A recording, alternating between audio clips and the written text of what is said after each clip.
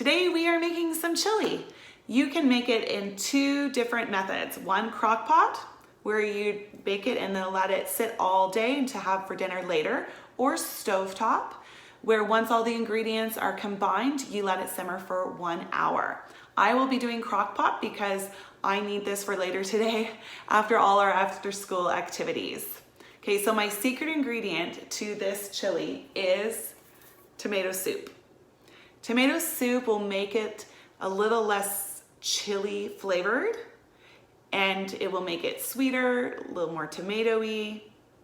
But it also, my favorite part, is it adds a different texture. It adds a creaminess and a silkiness to the chili, which my family and I we love it. And we have never gone back to using just like crushed tomatoes. All right, so that's my secret ingredient. Let me show you the other ingredients you'll need for this recipe. All right, so you will also need 3 stalks of celery, 2 good-sized onions, a whole garlic. It doesn't want to be eaten. I would normally say just 2 green peppers, but these peppers are quite small. So I'm going to use 2 of the small ones and the parts of here that are green, at least half of this one.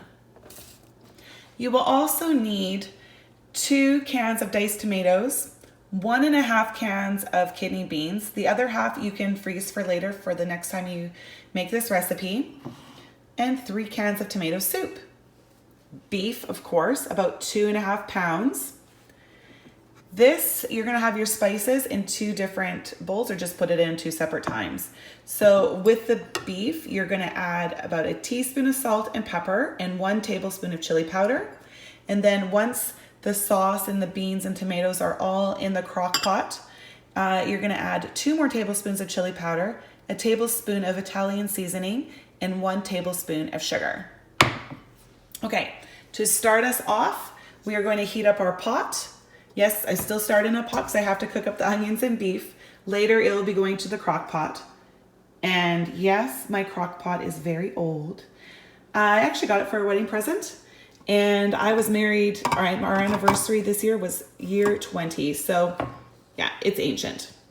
I need a new one, but it still does the job for now.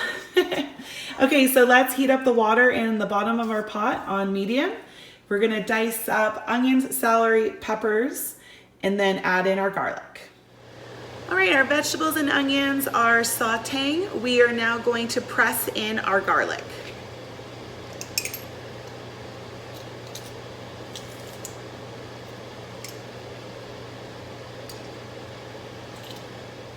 Okay, let's add in our beef. All right, we can break up the meat and then let it cook and brown up, and then we'll add in the seasonings. While the beef is cooking, I'm going to put my crock pot on for 8 hours. I'm going to get it started with warming up, and now we're going to make our sauce for the chili. Dump in our tomatoes.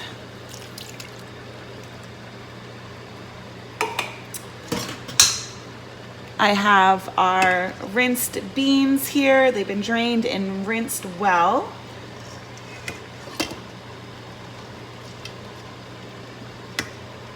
I'm gonna leave some for the next time because I only wanted 1.5 cans. Add in the tomato soup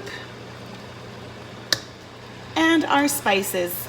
Again, we have 1 tablespoon of sugar, 1 tablespoon of Italian seasoning, and 2 tablespoons of chili powder. Now we're just going to mix it all up together.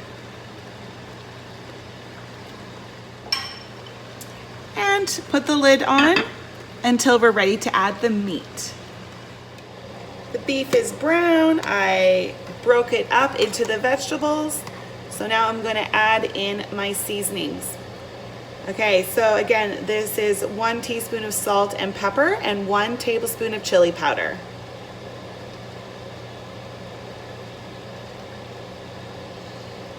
All right, I'm just gonna give it a good mix. Once the beef is fully cooked and seasoned and it's simmered there for a few minutes, you're gonna very carefully transfer from the pot to the crock pot. Okay, so if you are not going to use a crock pot and you're going to do stovetop, now would be the time that you add in the tomatoes, the soup, the other seasonings, and you're going to let it simmer. But for us, we're going to very carefully transfer it over. It's nice, the crock pot is already starting to warm up, and so we're not transferring hot meat into cold sauce. It's warm, it's not as hot as the beef is, but at least it's not cold.